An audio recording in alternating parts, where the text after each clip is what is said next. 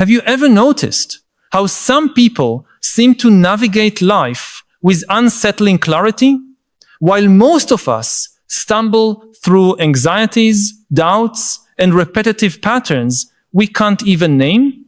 There's something deeply disturbing about the way certain individuals can see through the collective illusions that keep the rest of us imprisoned in lives we never consciously chose. They possess something Yuval calls advanced metacognition, the rare ability to observe their own mental processes with the same objectivity they'd use to observe a natural phenomenon. This ability, present in only about 1% of the population, not only radically transforms the individual experience of being alive, but also provokes complex and often hostile reactions from those who still operate under the cognitive automatisms of the majority. When you develop this expanded awareness, when you begin to see through the veils that keep billions of people functioning on autopilot, you not only free yourself from invisible limitations, you also become an involuntary threat to those who still rely on those illusions to make sense of their existence. Human history is filled with examples of individuals who developed this advanced metacognition and paid a steep price for it. Socrates, who challenged the certainties of his peers until they preferred to sentence him to death rather than confront their own ignorance. Galileo, forced to recant his discoveries because they threatened the ordered cosmos that gave psychological security to an entire civilization. Darwin, ostracized for revealing truths about our nature that shattered comforting narratives about our special place in the universe. Each of these thinkers had something beyond simple intelligence or technical knowledge. They had developed the ability to examine their own assumptions, to question the thought structures they themselves had internalized, to simultaneously hold multiple perspectives on reality without dogmatic attachment to any of them. This metacognition is not just an intellectual skill, it's a fundamental reorganization of consciousness that allows one to perceive the patterns by which the human mind constructs, meaning including the patterns of the very mind doing the observing. What makes this capacity so rare and so disturbing to most people is that it reveals something profoundly uncomfortable about the nature of common human experience. Most of us live in a state that neuroscientists call an overactive default mode network, where our consciousness is constantly engaged in automatic narratives about ourselves, projections into the future based on past patterns, and total identification with the contents of our minds. We live as though we are our thoughts, as if our emotions are absolute truths about reality, as if the stories we tell about ourselves are our real, immutable identity. For most people, questioning these automatisms is equivalent to questioning their very existence because they've never learned to distinguish between the observer and the observed, between the consciousness that perceives and the content being perceived. When you develop genuine metacognition, you begin to notice these patterns not just in yourself, but in the entire social structure around you. You see how institutions, traditions, economic systems, and even personal relationships are upheld by tacit agreements about what is real, what matters, what deserves our attention and energy. You realize that many of the existential crises haunting our time, from epidemic anxiety to extreme political polarization, are symptoms of a humanity that has lost the ability to examine its own meaning-making processes. People suffer not because life is inherently suffering, but because they're trapped in thought and perception patterns that generate unnecessary suffering, and they don't even know these patterns exist, let alone that they can be questioned or changed. Modern technology has dramatically intensified this situation in multiple ways simultaneously. On one hand, it has offered unprecedented tools for the development of metacognition.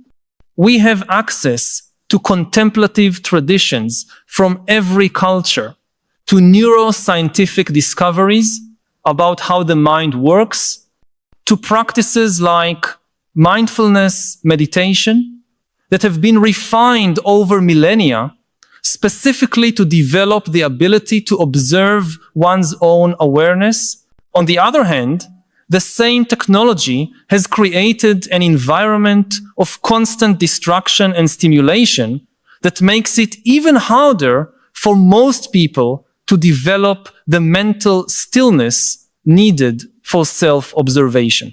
Social media, designed to capture and monetize our attention, operates by stimulating the automatic patterns of comparison, external validation, and emotional reactivity that metacognition teaches us to recognize and transcend. The result is a humanity increasingly divided between those gaining clarity about their own minds and those becoming more and more trapped in mental patterns they can't even perceive.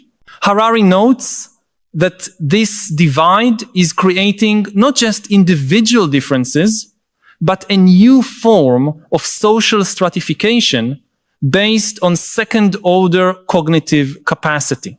Those who develop metacognition not only have more fulfilling lives and less unnecessary suffering, they also become far more capable of navigating the complex world we're building.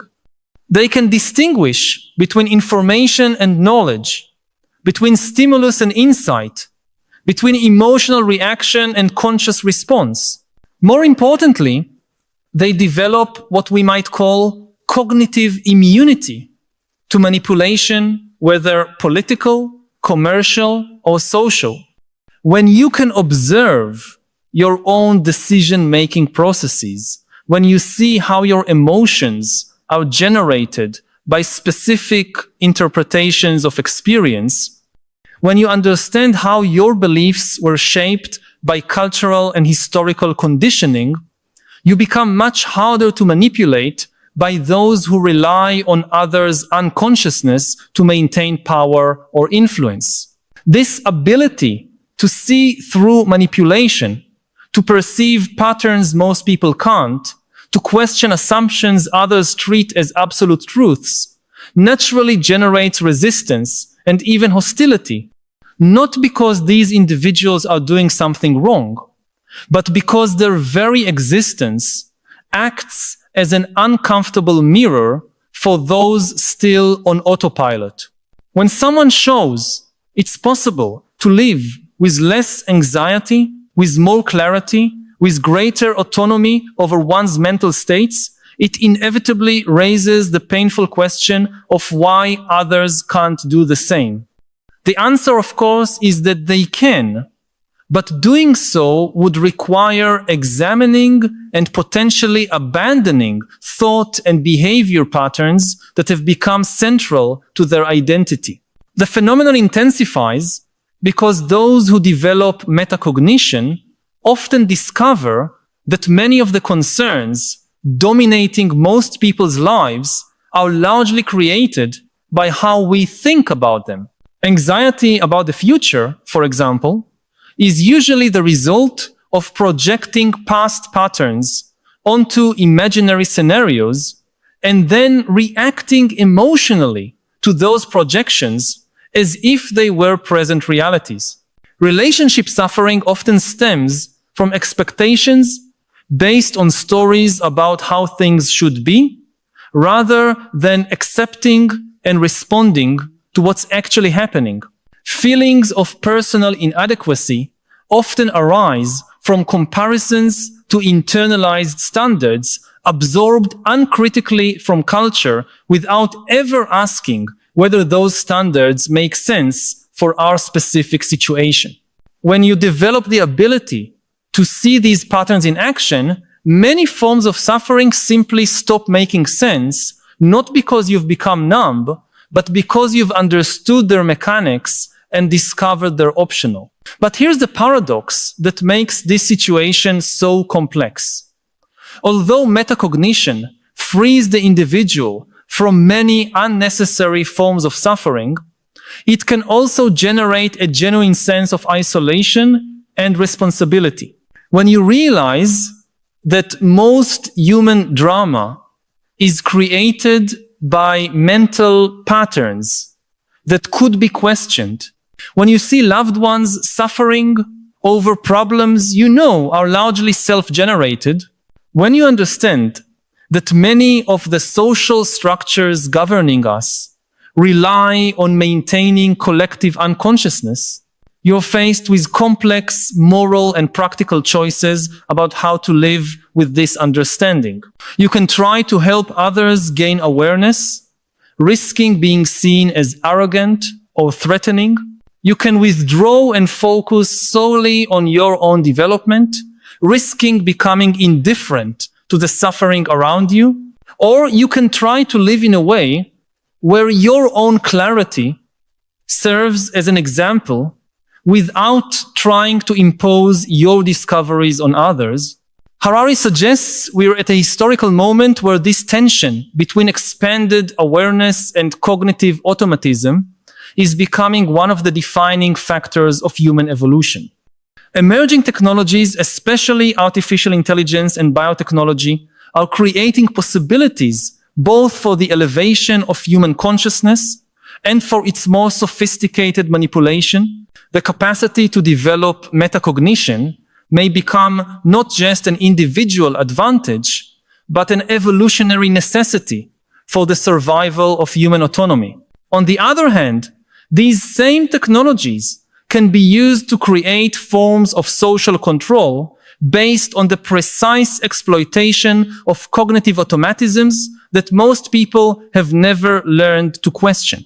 What makes this urgent is that we're quickly approaching a point where the gap between those who've developed metacognition and those still locked in automatic patterns may become irreversible, not necessarily in a biological sense, but in the sense that the social and technological structures we are building may make it increasingly difficult for someone who hasn't developed this capacity to acquire it later.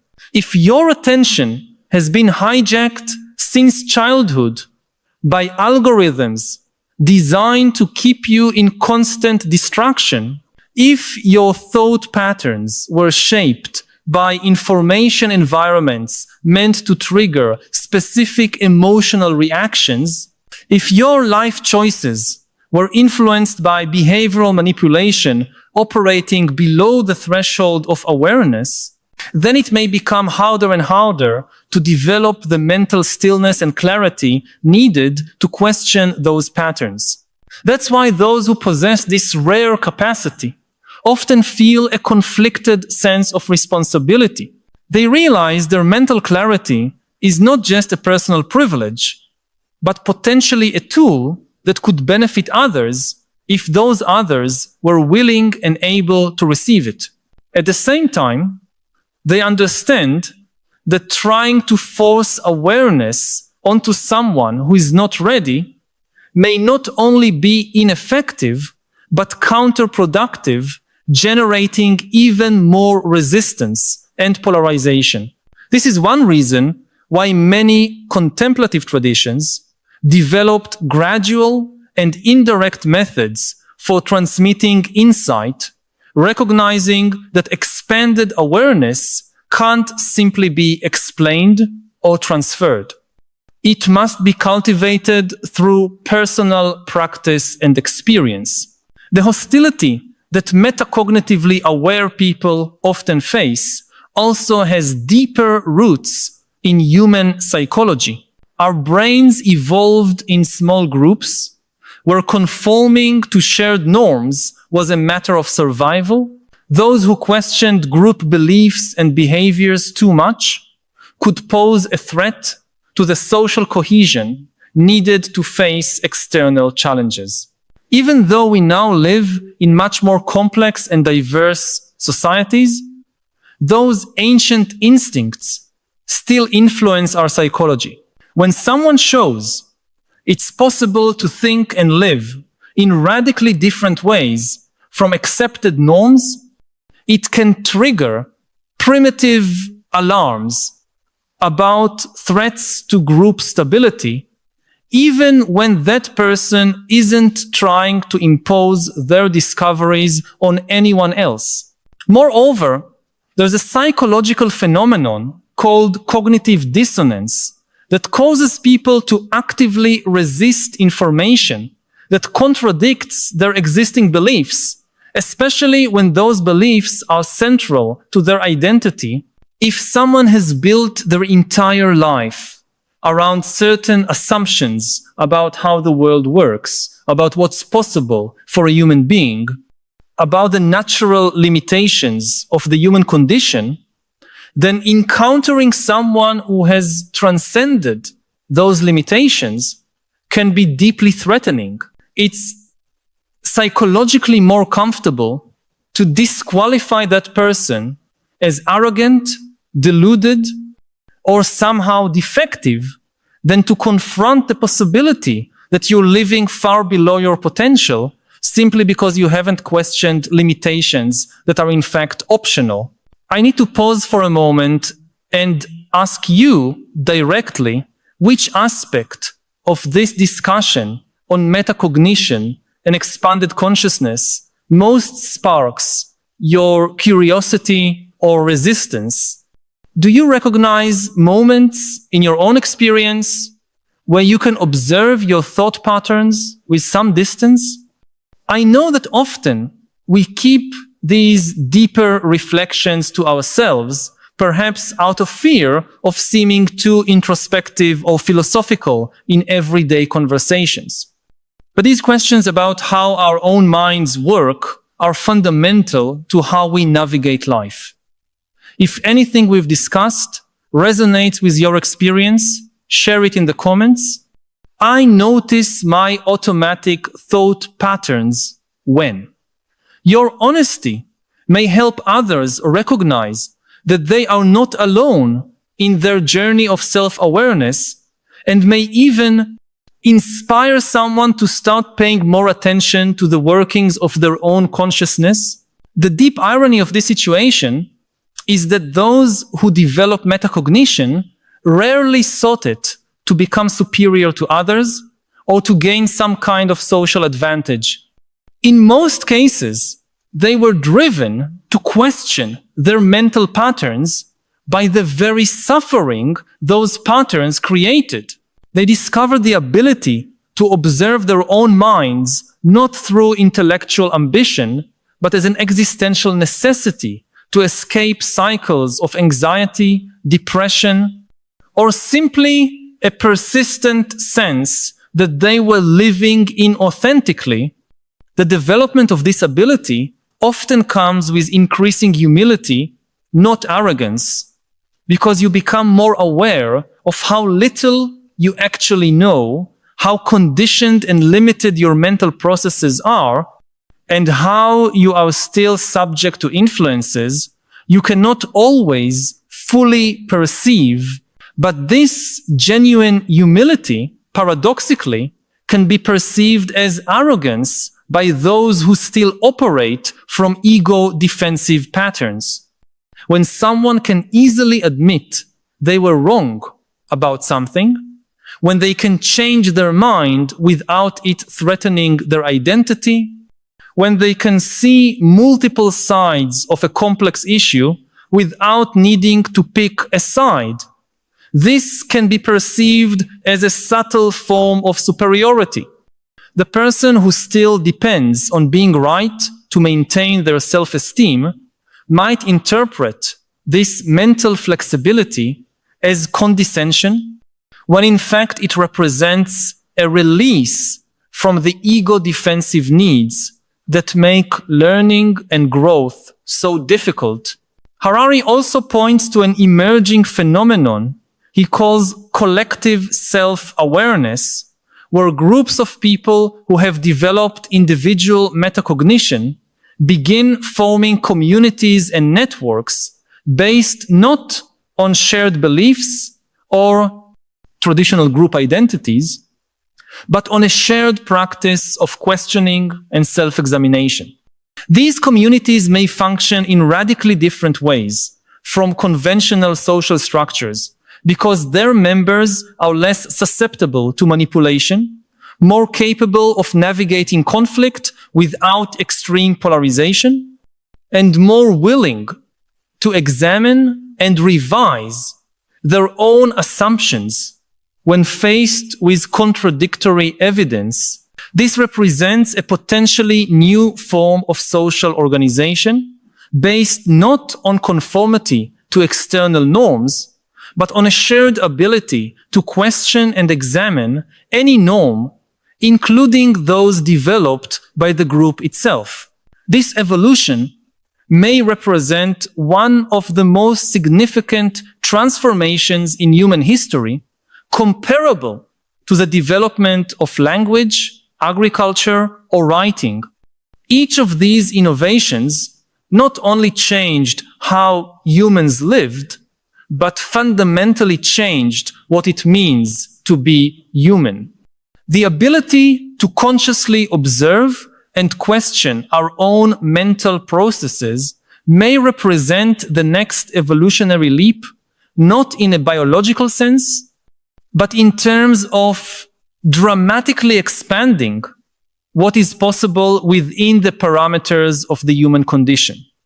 But, like all great transformations, this one is also encountering significant resistance, both from power structures that rely on the unconsciousness of others and from aspects of human psychology shaped by millions of years of evolution in very different contexts. The challenge for those developing this capacity is learning to navigate that resistance without becoming cynical or completely isolated. It is possible to maintain genuine connections with people who operate from very different patterns, as long as you understand that your role is not to convert anyone, but simply to live your own clarity as authentically and usefully as possible. Sometimes this means accepting that certain conversations are not possible, that some relationships have limitations, that a certain loneliness is the price of mental autonomy. Other times, it means finding creative ways to contribute to the well-being of others without directly challenging their defensive structures. One of the most liberating discoveries that comes with the development of metacognition is realizing that you are not responsible for the consciousness of others. You can share what you've learned. You can live in a way that serves as an example.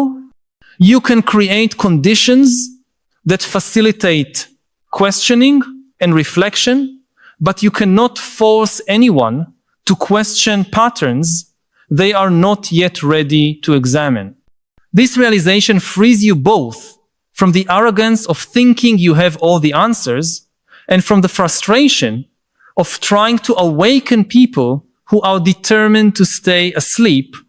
Your responsibility is to develop and live your own clarity as well as you can, trusting that this alone contributes to the elevation of collective consciousness. The urgent question we face as a species is whether we will be able to develop this metacognitive capacity on a sufficient scale and with enough speed to navigate the challenges we are creating with our own technology. The next few decades will likely determine whether humanity evolves toward greater collective awareness or fragments even further between those who develop mental clarity and those who become increasingly imprisoned by automatic patterns, exploited by ever more sophisticated systems. The outcome of this tension will not only determine how we live, but who we become as a species. If these reflections have touched on something you've been feeling, but perhaps haven't found the words to express, know that you are not alone. By subscribing to the channel, you'll connect with a growing community of people who share your concerns and your desire for a deeper understanding of the philosophical challenges of our time. Each week, we meet here to explore together the big questions that define our era, not just to seek understanding, but to discover wiser ways of living amid the transformations we are witnessing. This is not just a channel, but a space for dialogue and collective growth. Join us on this ongoing journey. Subscribe so we can continue this essential conversation about how to live with greater wisdom and purpose in a world that so often leaves us disoriented and divided. Perhaps metacognition, that rare capacity to observe our own minds in action, is exactly what our species needs to develop, not just to survive, but to thrive in the future we are creating. And perhaps those 1% who already possess this expanded consciousness are not a threat to be feared, but pioneers of a form of human existence that we can all eventually learn to embrace.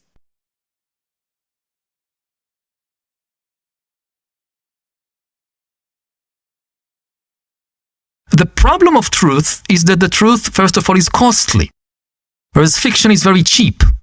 If you want to write a truthful history book about the Roman Empire, for instance, you need to invest a lot of energy, time, money. You need to study Latin. You probably need to study Greek, ancient Greek. You need to do archaeological excavations and find these ancient, whether inscriptions or pottery or weapons, and analyze them. Very costly and difficult. To write a fictional story about the Roman Empire, very easy. You just write anything you want and it's there on the page or on the internet. The truth is often also very complicated because reality is complicated. You want to give a truthful explanation for why the Roman Republic fell or why the Roman Empire eventually fell. Very complicated. Whereas fiction can be made as simple as possible, and people tend to prefer simple explanations over complicated ones. And finally, the truth can be painful, unattractive. We often don't want to know the truth about ourselves, whether as individuals, which is why we go to therapy for many years to know the things we don't want to know about ourselves, and also on the level of entire nations. You know, each nation has its own dark episodes, its own skeletons or cemeteries in the closet that people don't want to know about. A politician that, in an election campaign would just tell people the truth, the whole truth, and nothing but the truth, is unlikely to win many votes. So in this competition between the truth, which is costly and complicated and sometimes painful, and fiction, which is cheap and simple, and you can make it very attractive, fiction tends to win. And if you look at, the large-scale systems, networks in history, they are often built on fictions, not on the truth. A lot of people hear AI, artificial intelligence, they think that intelligence is somehow connected to truth. So a super intelligent AI will have a kind of super access to truth. No. Intelligence is not about truth. Intelligence is the ability to solve problems, to define goals and solve problems on the way to the goal. The truth is one of the things that can help you do that, but not the only one. And we have seen with human beings that human beings until today, have been the most intelligent animals